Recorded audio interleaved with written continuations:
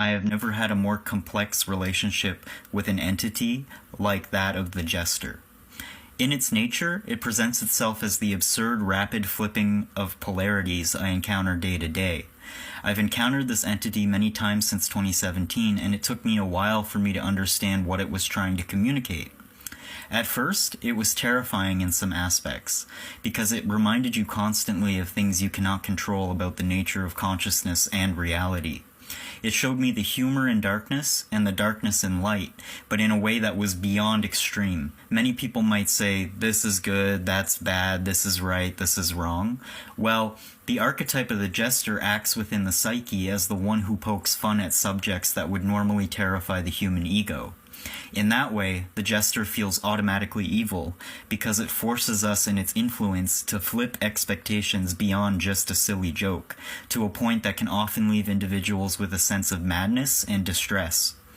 I think this is why many people find the idea of clowns scary, because a clown, in essence, is a character that is based on the archetype of the Jester, and in its nature, doesn't bend to the egocentric perceptions of a person's persona.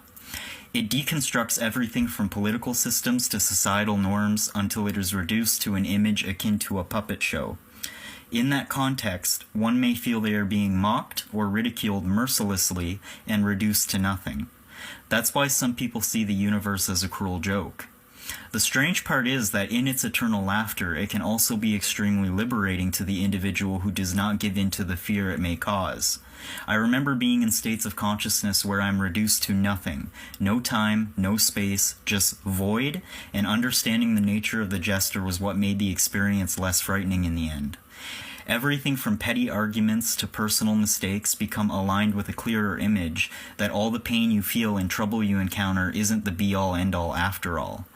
But you realize beyond your own ego that we all encounter the Jester. Whether you see it, feel it, hear it, or understand it logistically, the Jester is present in every leaf, object, person, situation, conversation, and outcome, and that's when you start to learn how to laugh alongside it, and not in the disrespect of suffering as an experience, but as a freedom of knowing it's no longer a foreign concept based entirely in cruelty. Instead, the Jester becomes understood as a natural way life maintains balance and flow, because no matter what you do, you shake your fist at the sky and the screen, the Jester does not budge. It's just part of the ebbs and flows of everyday existence. And in understanding that, a lot of why is this happening to me part of life becomes less foggy, depressing, and personal. It shows you how truly connected everything is to a natural energy flowing within and without us. To me, it's beautiful.